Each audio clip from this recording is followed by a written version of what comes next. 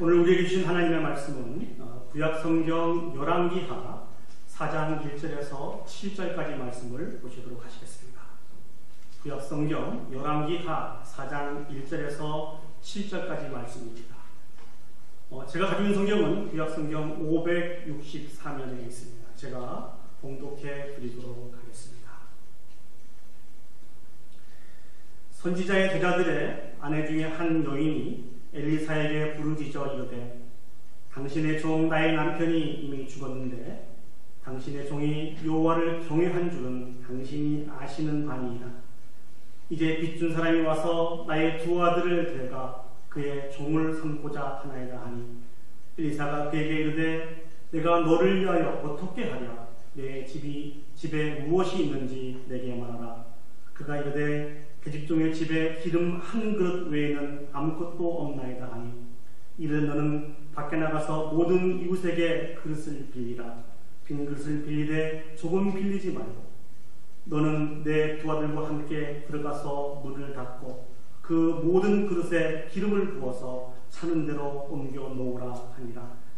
여인이 물러가서 그의 두 아들과 함께 문을 닫은 후에 그들은 그릇을 그에게로 가져오고 그는 부었더니 그릇에 다 찬지라.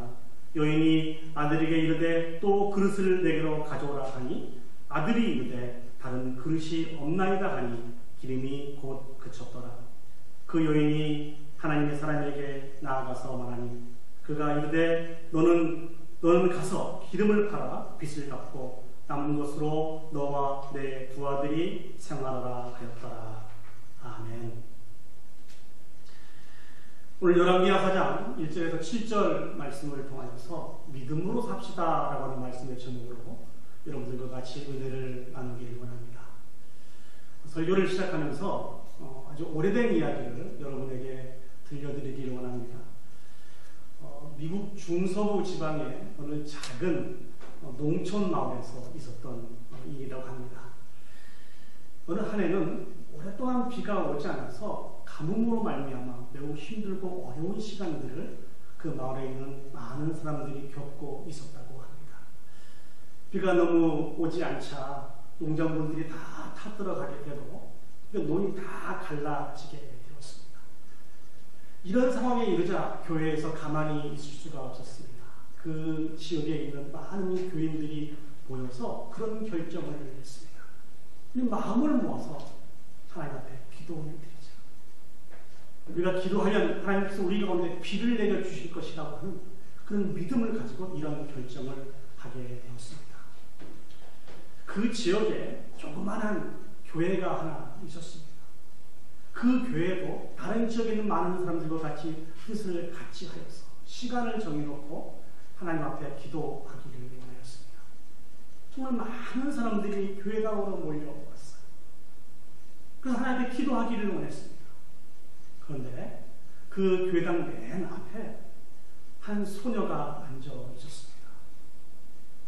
그 소녀의 얼굴은 매우 흥분된 상태로 상기되어 있었고 그 옆에는 작은 우산이 놓여져 있었습니다.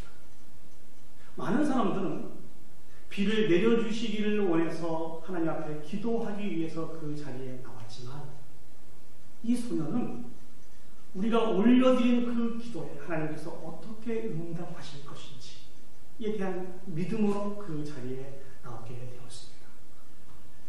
이 글을 소개하고 있는 저자는 이 글들을 통해서 우리에게 중요한 메시지를 던져주기를 원했습니다.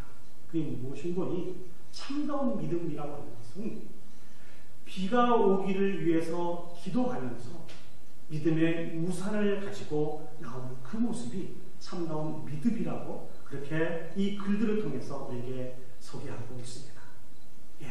사랑하는 여러분, 저와 여러분들은 하나님을 상대하며 살아가는 사람들입니다. 하나님을 상대하며 살아가는 이 삶이 바로 믿음 생활이라는 것이죠. 그런데 이 믿음 생활은 하루 이틀만 살아가는 그런 삶이 아닙니다.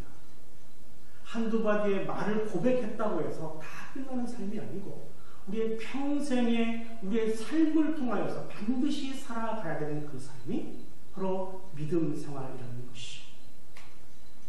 그런데 이 믿음 생활은 결코 감당하기가 쉽지 않습니다. 왜냐하면 우리는 너무 부족하고 연약한 자들이기 때문에 그렇습니다. 악하기까지 한 그런 자들이기 때문에 그렇습니다. 하나님을 믿는다고 진실된 신앙 그걸 올려드렸습니다만 그럼에도 불구하고 조금만 어렵고 힘들어도 우리의 마음이 상처를 받고 믿음의 길들을 포기하며 살아갈 때가 너무나 많이 있습니다. 과연 그렇다고 한다면 과연 하나님이 말씀하시는 하나님이 기뻐하시는 믿음의 삶은 어떻게 살아가야 되는 것일까요? 많은 정의를 내릴 수 있을 것입니다만 오늘 저는 본문의 말씀을 통하여서 세 가지를 살펴보고 은혜를 같이 나누기를 원합니다. 오늘 본문 말씀은 열왕기하 4장 1절에서 7절까지 말씀인데요. 오늘 본문이 기록된 그 시기는 그 어떤 시기보다도 북이스라엘 백성들이 많이 하나님 앞에 범죄했던 그런 시기였습니다.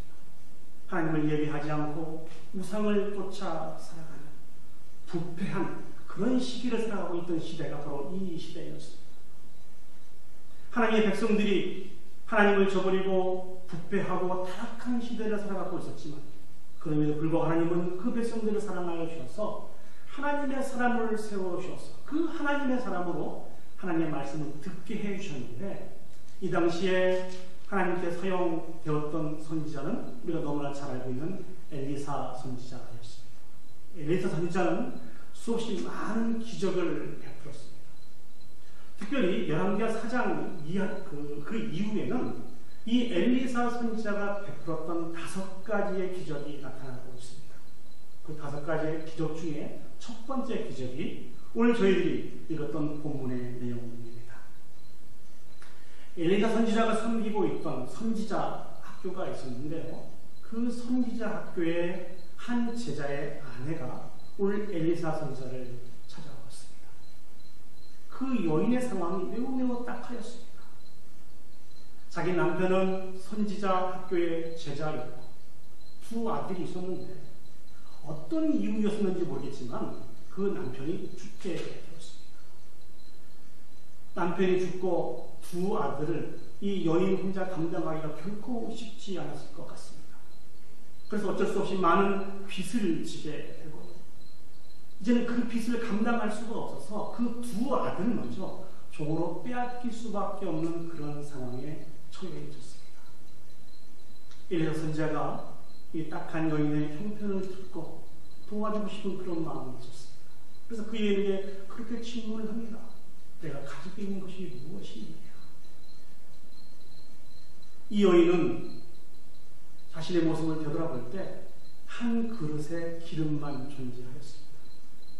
여기서 말씀하고 있는 이 기름은 목욕한 이후에 몸에 바를 수 있는 그 기름을 이야기해주고 있습니다. 이 기름도 한 번 사용할 것만 이 여인에게 남아 있었습니다.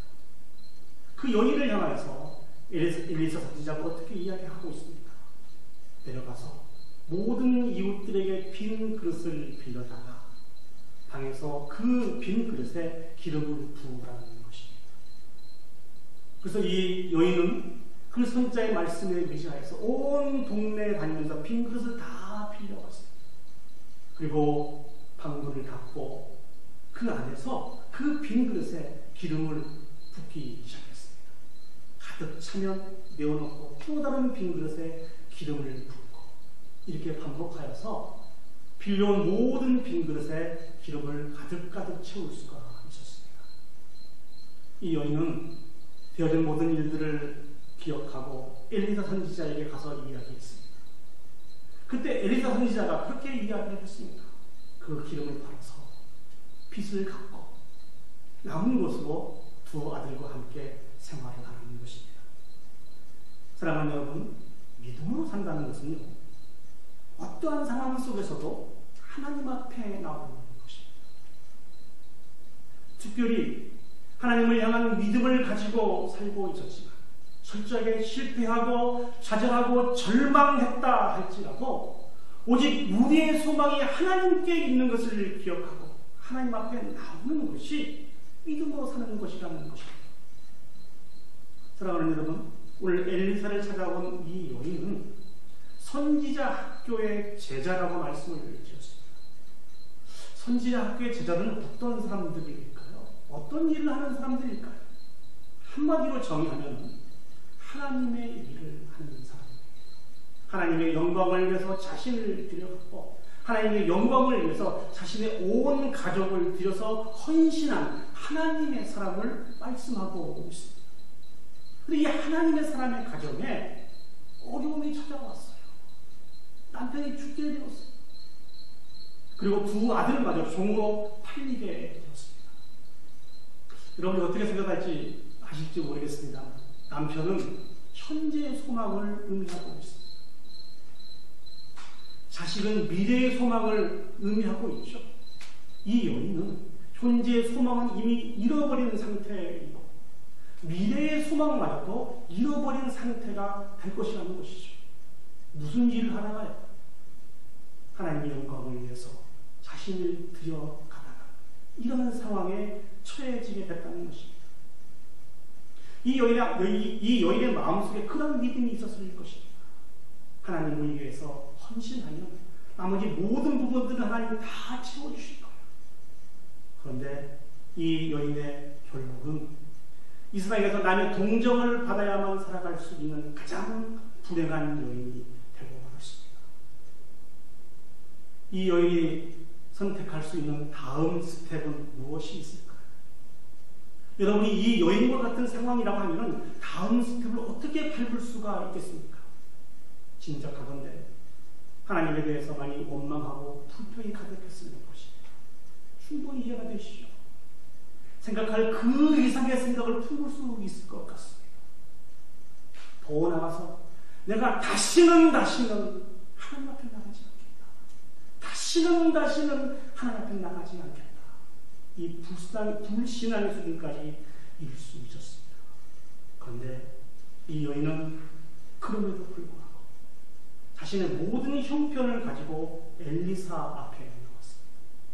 엘리사 앞에 나왔다는 이 이야기는 하나님 앞에 나왔다는 것입니다. 어떻게 그런 상황 속에서 하나님 앞에 나올 수 있었을까요? 이 여인이 가지고 있는 믿음 때문에 그렇습니다. 어떠한 믿음입니까? 그럼에도 불구하고 나에게 유일한 소망이 되시는 분은 하나님이시라고 하는 이 분명한 믿음이 이 여인 가운데 있었기 때문에 이 여인은 하나님 앞에 나올 수가 있었습니다. 열왕기하 4장 8절 이하의 말씀을 보시면 이 여인과 비슷한 스토리를 가지고 있는 한 여인이 등장하고 있습니다. 그 여인은 수넴이라고 하는 그런 지역에 살고 있는 수넴 여인인데요. 이 수넴이라고 하는 이 도시는 엘리사 선지자가 그 사역을 감당할 때 많이 왕래하였던 그런 곳인 것 같습니다. 이 여인은 엘리사 선지자를 바라보면서 잠시 쉴 수 있는 그런 거처가 필요하다는 것을 깨닫게 되었습니다. 그래서 자기 집을 오픈하고 방을 잘 준비하여서 엘리사 선지자가 그곳에 와서 쉬고 다시 힘을 얻어서 그 사역을 감당할 수 있도록 그렇게 쉴 수 있는 공간을 이 여인이 마련해 주었습니다. 엘리사 선지자는 그 공간에서 쉬기도 하고 다시 한번 힘을 얻어서 그 사명을 감당했던 것 같습니다. 엘리사 선지자가 얼마나 고마웠겠어요. 얼마나 감사했겠습니까? 그렇죠? 그래서 이 엘리사 선지자가 그 감사한 마음을 가지고 내가 어떻게 이 여인을 도와줄 수 있을까 이렇게 생각을 하다가 그 가정에 아들이 없는 것을 알게 되었습니다. 그래서 하나님께 기도를 하죠. 하나님, 이 가정에 아들을 허락하여 주십시오. 이 엘리사 선지자의 기도를 들으시고 하나님께서 그 가정에 아들을 허락하여 주셨습니다. 아마 짐작하건대 기쁨이 2배가 됐을 것 같아요. 행복한 그 순간들이 2배가 되었을 것 같아요. 얼마나 감사한 일입니까? 그런데 얼마 지나지 않아 그 아이가 병들어서 죽게 되었습니다. 하나님이 주신 그 아이가 병들어서 죽게 되었을 때 이 여인이 취한 다음 행동이 무엇입니까? 그 죽은 아들을 엘리사의 침소에 뉘어놓고 엘리사를 찾아 나서기를 원하였습니다. 근데 그 남편이 반대를 해요. 헛수고하지 마라. 아이는 이미 죽었고 지금 간다 한들 엘리사를 만날 수 있을지 없을지도 모른다. 그날은 초하루도 아니었고 안식일도 아니었다고 성경은 기록하고 있습니다. 이스라엘 백성들은요, 초하루와 안식일이 되면 거룩한 날로 여겨서 하나님 앞에 제사를 드렸습니다. 이 제사를 선지자였던 엘리사가 집례하였죠. 그렇기 때문에 초하루와 안식일에 가면은 엘리사를 쉽게 만날 수 있었을 것 같습니다. 근데 그날은 초하루도 아니었고 안식일도 아니었습니다. 아이는 이미 죽은 상태입니다. 그러니 헛수고하지 말라고 남편이 말렸습니다. 그러나 그 여인은 아무 소리도 귀에 들어오지 않았습니다. 내가 엘리사를 만나기만 하면, 내 죽은 아들을 살릴 수 있을 것이라고 하는 이 믿음을 가지고 이 여인은 40마일이나 떨어진 그 먼 거리를 단 한순간도 한눈 팔지 않고 엘리사를 만나기 위해서 떠나갔던 것을 우리가 성경을 통해서 살펴볼 수가 있습니다. 사랑하는 여러분, 우리는 우리가 원치 않은 많은 어려움과 핍박과 환난을 만나게 됐을 때 한계의 상황에 처하게 됩니다. 그 한계 상황에 처하게 됐을 때 우리의 마음을 지배하고 있는 그런 마음들이 있습니다. 어떤 마음들일까요? 하나님이 살아계신 것은 사실인지 모르지만 내가 만난 이 문제만큼은 하나님도 어떻게 하실 수 없는가 보다. 오늘 이 선지자 학교에 제자의 아내가 가질 수 있는 이 마음은 어떤 마음일까요? 하나님이 살아계신 것은 사실일지 모르지만 내가 만난 이 가난의 문제만큼은 하나님도 어떻게 하실 수 없는 거 아닌가? 이 수낸 여인이 가질 수 있는 마음은 어떤 마음일까요? 하나님이 살아계신 것은 사실일지 모르지만 내 아들의 죽음의 문제만큼은 하나님도 어떻게 하실 수 없는 것은 아닌가? 이런 생각을 충분히 가질 수 있을 것이라 생각이 듭니다. 사랑하는 여러분, 여러분들은 어떠한 한계의 상황을 만나서 하나님 앞에 이렇게 부르짖고 계십니까? 다른 것은 다 몰라도 내가 만난 이 문제만큼, 우리 자식의 문제만큼, 우리 부모의 문제만큼, 또 다른 나의 어떤 문제만큼, 이 문제만큼 하나님도 어떻게 하실 수 없는 것은 아닌가? 혹시 이렇게 하나님 앞에 부르짖으며 좌절하고 절망하며 살아가고 계시지는 않습니까?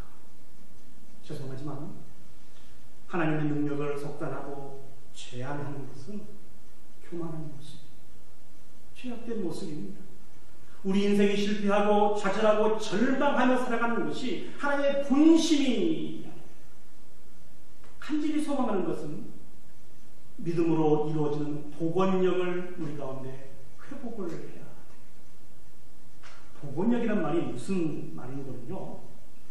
배가 항해를 하다가 큰 파도를 만나면 큰 파도로 인해서 배가 넘어질 듯 이리 흔들리고 저리 흔들리지 않습니까? 그러다가 다시 세워져서 앞을 향해 가는 것을 가리켜서 합니다. 한국의 국민일보의 교자시라고 하는 그 코너에 어떤 한 목사님이 믿음으로 이루는 복원력이라고 하는 그런 제목으로 글을 쓴 글이 있어요. 제가 한번 읽어드리도록 하겠습니다. 인생에서 수없이 많은 복원력이 필요합니다. 넘어지지 않으면 좋겠지만 삶이란 우리의 바람대로 순탄하게만 흐르지 않습니다.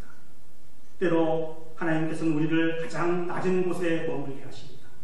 우리로서는 처참한 상태 같으나 시간이 지나면 그 순간이야말로 인생의 가장 소중한 시간이었음을 깨닫게 됩니다. 엎어져 보지 않는 사람은 땅바닥에 쓰인 하나님의 뜻을 볼 수가 없습니다. 자빠져 벌렁 부어보지 못한 사람은 하늘에 쓰인 글씨를 볼 수가 없습니다. 그러기에 하나님께서는 인생의 가슴과 지경을 넓혀주시기 위해 위기, 아픔, 고통의 순간을 부여하십니다. 하나님의 사람은 넘어질 듯해도 곧 균형을 잡고 다시 일어납니다. 마지막 바닥을 찌르는 순간 하나님의 손길이 그를 붙잡아 다시 일으켜 세우십니다. 그러기에 다시 일어날 때를 생각해 나를 보호해야 합니다. 훗날을 생각해 품위를 지켜야 합니다. 그리고 반드시 넘어진 그 자리에서 일어나 진정한 승리를 일궈내야 합니다. 하나님은 그 백성에게 믿음으로 이루는 복원력을 주시기 때문입니다. 믿음으로 산다는 것은 우리가 어떤 상황을 만나든지 간에 하나님에 대한 분명한 믿음을 가지고 적극적으로 하나님 앞에 나오는 것입니다. 우리가 이 세상을 살아가면서 만난 수없이 많은 문제들이 있습니다. 그러나 이 모든 문제의 해결책은 단 하나입니다. 하나님께 나오라. 믿음을 가지고 그럼에도 불구하고 하나님만이 나의 유일한 소망인 것을 기억하고 하나님께 나오시게 되면 그 믿음으로 말미암아 놀라운 복원력으로 치료되고 회복될 수 있습니다. 두 번째로 믿음을 한다는 것은 주신 말씀에 순종하는 것입니다. 오늘 본문의 말씀을 다시 보시면요, 이 딱한 여인의 형편을 들은 그 엘리사가 이 여인에게 주신 말씀이 기록이 되어 있습니다. 오늘 본문 3절 4절 말씀을 다시 한번 보시면 제가 읽어보도록 하겠습니다. 가로되 너는 밖에 나가서 모든 이웃에게 그릇을 빌라. 빈 그릇을 조금 빌지 말고 너는 내 두 아들과 함께 들어가서 물을 담고 그 모든 그릇에 부어서 차는 대로 옮겨 놓으라는 말씀을 주셨습니다. 한마디로 정의하면 온 동네에 가서 빈 그릇을 빌려오면 그 빈 그릇을 기름으로 가득가득 채워주시겠다고 하는 이 말씀을 엘리사 선지자가 이야기했습니다. 그래서 이야기가 어떻게 진행이 되죠? 이 여인이 온 동네를 다니면서 빈 그릇을 다 빌려, 그리고 그 빈 그릇에 기름을 부었더니 정말 말씀하신 대로 그 모든 그릇에 기름이 가득가득 차게 되었습니다. 그건 하나님의 큰 은혜이며 사랑이 아닙니까?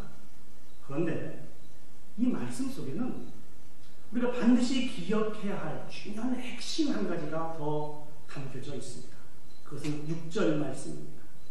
6절 말씀을 보시면 이렇게 기록하고 있습니다. 또 가서 빈 그릇을 가져와라 하니 아들이 이르되 다른 그릇이 없나이다 하니 기름이 곧 그쳤더라. 이 여인이 아들들에게 그렇게 이야기하고 있습니다. 또 가서 빈 그릇을 가져와라. 이게 무슨 말씀입니까? 빈 그릇을 채울 수 있는 하나님이 주신 기름이 얼마든지 여기에 있습니다. 그래서 빈 그릇을 다시 가져오라는 것입니다. 사랑하는 여러분, 하나님이 우리에게 주신 그 축복은 부족하지 않습니다. 절대로 부족하지 않습니다. 인색하지 않습니다. 차고 넘쳐서 풍성하게 부어주시는 것이 하나님의 축복입니다. 이 풍성하게 부어주시는 하나님의 축복을 받아 누릴 수 있는 유일한 비결이 무엇일까요? 그것은 말씀하신 대로 믿음의 빈 그릇을 준비하는 것입니다. 지금까지 하나님께서 여러분에게 부어주신 많은 축복들을 한번 살펴보시기 바랍니다. 얼마나 많은 축복을 하나님께로부터 받으셨습니까? 여러분에게 반문을 한번 해보겠습니다. 왜 그 정도밖에 축복을 받지 못하셨나요? 혹시 하나님이 우리에게 정말 간절히 사모함으로 우리에게 말씀해 주셨는데 그 말씀이 내 지식과 상식으로 이해할 수 없었어. 순종하지 못함으로 말미암아 부어주실 수 있는 그 놀라운 축복들을 받아 누리며 살지 못하고 살아가는 그런 우리의 모습은 없는지 우리 자신을 한번 점검해 보았으면 좋겠습니다. 하나님이 부어주시는 그 풍성한 축복을 받아 누릴 수 있는 유일한 방법은 말씀하신 대로 믿음의 순종의 그릇을 준비해야 됩니다. 때로는 우리의 상식과 지식으로 이해할 수 없고 우리 눈엔 아무런 증거가 보이지 않는다 할지라도 말씀하신 그 하나님의 말씀을 쫓아 믿음의 빈 그릇을 준비하며 살아갈 수 있는 저와 여러분이 되었으면 좋겠습니다. 그럴 때 하나님이 약속해 주신 그 놀라운 축복들을 받아 누릴 수가 있습니다. 믿음의 순종은 하나님께서 부어주신 놀라운 축복을 받는 유일한 길입니다. 마지막으로 오늘 본문을 통해서 생각해 볼 수 있는 믿음으로 산다는 것은요, 모든 영광을 하나님께 올려드리는 것입니다. 우리는 오늘 이 여인이 하나님의 놀라운 그 은혜의 체험을 한 이후에 어떻게 행동했는지에 대해서 관심을 갖고 바라볼 필요가 있습니다. 7절 말씀을 보시면 그 여인이 하나님의 사람에게 나가서 말하니 라고 기록하고 있습니다. 사랑하는 여러분, 지금 이 여인에게 있어서 가장 급한 게 무엇이죠? 예, 빨리 이 기름을 팔아서 빚을 갚고 종으로 팔려갈 수 있는 그 아들을 구해내는 것이 이 여인에게 있어서 가장 급한 일입니다. 그것이 첫 번째 우선순위라는 것이죠. 이게 당연한 상식입니다. 근데 이 여인은 이보다 더 급한 일이 있었다고 이야기를 하고 있습니다. 이게 무엇일까? 엘리사 앞에 나가는 것입니다. 하나님 앞에 나가는 것입니다. 그리고 지금까지 일어난 모든 일들을 고하게 되는 것입니다. 엘리사 앞에 나가서 이 여인이 무엇을 구했을까요? 당신이 주신 말씀대로 온 동네에 돌아다니면서 빈 그릇을 빌려왔어요. 문을 닫고 그 빈 그릇에 기름을 부었더니 모든 그릇에 기름이 가득 차게 됐습니다. 이 모든 것을 하나님이 해주셨습니다. 이 모든 것을 하나님이 해주셨습니다. 참 감사합니다. 참 감사합니다. 이와 같은 고백을 하지 않았을까요? 영광이라는 게 무슨 뜻이 있습니까? 하나님이 우리에게 행하신 크고 놀라운 일들을 기억하고 감사하며 찬양하며 높여드리는 것이 영광이라는 것이죠. 모든 피조물들을 주신 축복과 사명이 하나님이 행하신 모든 일들을 기억하는 것입니다. 그것으로 인해서 감격하게 하는 것입니다. 그래서 모든 영광을 하나님 앞에 올려드리는 것이 모든 피조물들에게 주신 축복이며 사명인 것을 사랑하는 여러분 기억했으면 좋겠습니다. 이 여인, 과연 선지자 학교의 제자의 아내다운 정말 아름다운 믿음을 가졌지 않습니까? 저는 천국 가서 이 여인을 꼭 한번 만나보고 싶어요. 어떻게 이렇게 귀하고 아름다운 믿음을 소유하게 됐는지. 누가복음 17장 11절 이하를 보시면 우리가 너무나 잘 아는 10명의 문둥병자들이 등장을 합니다. 예수님께서 예루살렘으로 가실 때 사마리아와 이 갈릴리 사이에서 있었던 그 10명의 문둥병자들이 예수의 소문을 듣게 됩니다. 예수님이 그 지역을 지나갈 때 큰 소리로 외칩니다. 예수 선생님, 예수 선생님, 우리를 긍휼히 여겨 주옵소서, 우리를 긍휼히 여겨 주시옵소서. 이 모습을 바라본 예수님께서 불쌍히 여기시면서 그들에게 말씀하셨습니다. 가서 너희 몸을 제사장에게 보이라.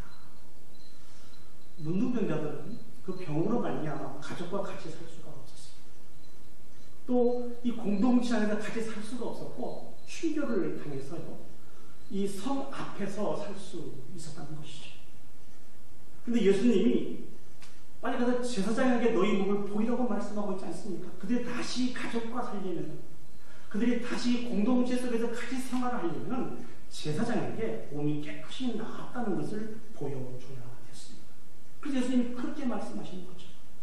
이 말씀과 함께 거기에 있는 문둥병자들이 다 제사장을 향해서 쫓아가고 있는데 한 명의 문둥병자가 예수님 앞에 돌아오게 됩니다. 그래서 어떻게 고백하고 있습니까? 성경을 보시면 큰 소리로 하나님 앞에 영광을 올려드렸다고 그렇게 기록하고 있습니다. 그리고 예수님 앞에 감사했다고 기록하고 있습니다. 이 돌아온 한 명의 문둥병자를 향해서 주님이 주신 말씀이 어떤 말씀입니까? 17절, 18절을 보시면 예수께서 대답하여 가라사대 10사람이 다 깨끗함을 받지 아니하였느냐? 그 9은 어디 있느냐? 이 이방인 외에는 하나님께 영광을 돌리러 돌아온 자가 없느냐 하시고,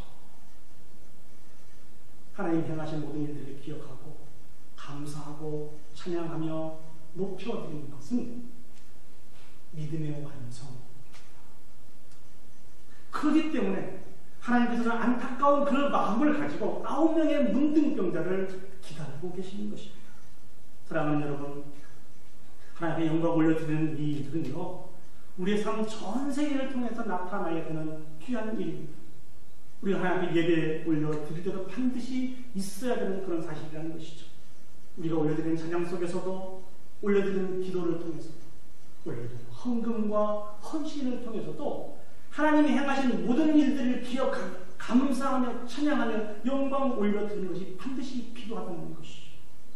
이 일들이 빠져버리는 영광이라는 하면 그것은 믿음이 완성되지 못한 모습, 하나님이 기뻐하시는 모습이 아니라는 것을 사랑하는 여러분 기억했으면 좋겠습니다. 다시 한번 하나님께서 우리에게 베푸신 은혜와 사랑을 기억했었으면 좋겠습니다. 아니 하나님께서 우리에게 주시지 않는 것은 하나님의 때가 되지 않거나 우리에게 불필요하기 때문에 하나님이 주시지 않는 것입니다. 하나님은 때를 따라 돕는 은혜를 베푸셔서 우리를 지키시고 인도하시는 분이 하나님이십니다. 그런 하나님을 상대하며 살아가고 있는 우리들이 당연히 해야 될 일들은 베푸신 은혜와 사랑을 기억하고 이 모든 것을 하나님이 행하셨다고 하는 이 감사를 하나님 앞에 올려드려야 됩니다. 말씀을 정리하도록 하겠습니다. 우리는 하나님을 상대하며 살아가고 있는 믿음의 사람들입니다. 우리들 살아가는 그 믿음의 모습은 우리가 어떤 상황을 만난다 할지라도 우리의 소망이 하나님께 있는 것을 기억하고 적극적으로 하나님 앞에 나오는 것입니다. 그리고 그 주신 말씀이 하나님의 말씀인 것을 기억하고 때로는 우리 눈에 아무런 증거가 보이지 않는다 할지라도 온전한 헌신을 올려드리는 것입니다. 그리고 마지막의 모습은 하나님이 행하시는 그 놀라운 일들을 기억하고 감사하며 찬양하며 영광 올려드리는 모습입니다. 이 믿음의 길들을 우리가 살아갈 때 우리는 힘들고 어려운 이 세상 속에서 넉넉하게 승리할 수 있습니다. 이 믿음의 길들을 잘 감당하여 하나님께 영광 올려드릴 수 있는 저와 여러분이 되었으면 좋겠습니다.